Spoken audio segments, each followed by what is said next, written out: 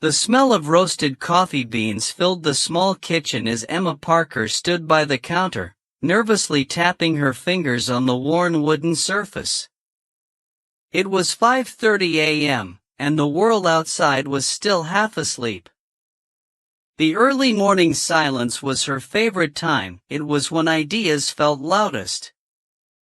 For years, Emma had dreamed of starting her own coffee business, one that wouldn't just sell caffeine but also connection, a place where stories began, where dreams were planned, and where people felt at home. She had worked as a barista for nearly a decade, saving every dollar she could.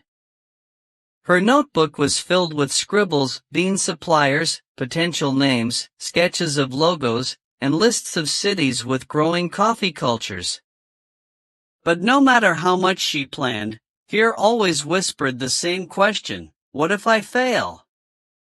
One cold December morning, something shifted.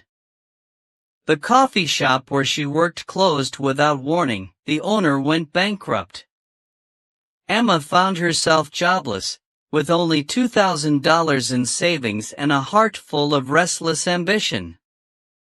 Instead of breaking her, it lit a fire. "This is it," she said to herself. "If I don't start now, I never will." The beginning of BrightBrew. Emma rented a tiny 200-square-foot space on the edge of Portland, Oregon, a neighborhood in transition, filled with artists, students, and startup founders. The rent was cheap because the area was rough around the edges, but she saw potential. She named her dream BrightBrew Coffee because, she said, every good idea starts with a bright cup. The first few months were brutal. She worked 16-hour days, roasting beans at night and serving coffee by day.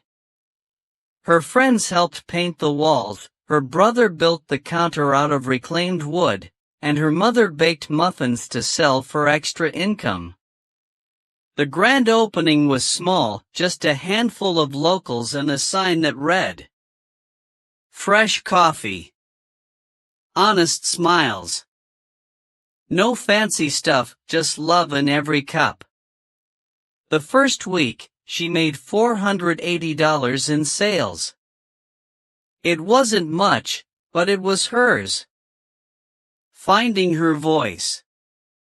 Running a business turned out to be more complicated than Emma expected.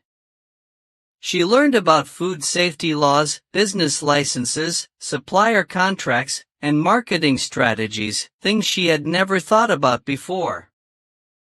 The coffee was excellent, but people didn't know about her yet.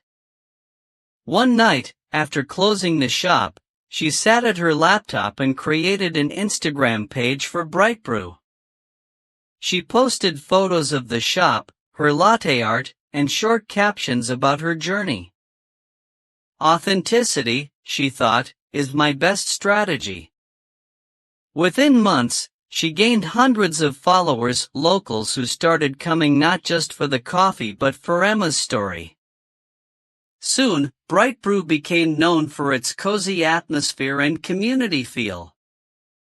Students brought laptops, artists held open mics, and neighbors volunteered to help organize weekend events.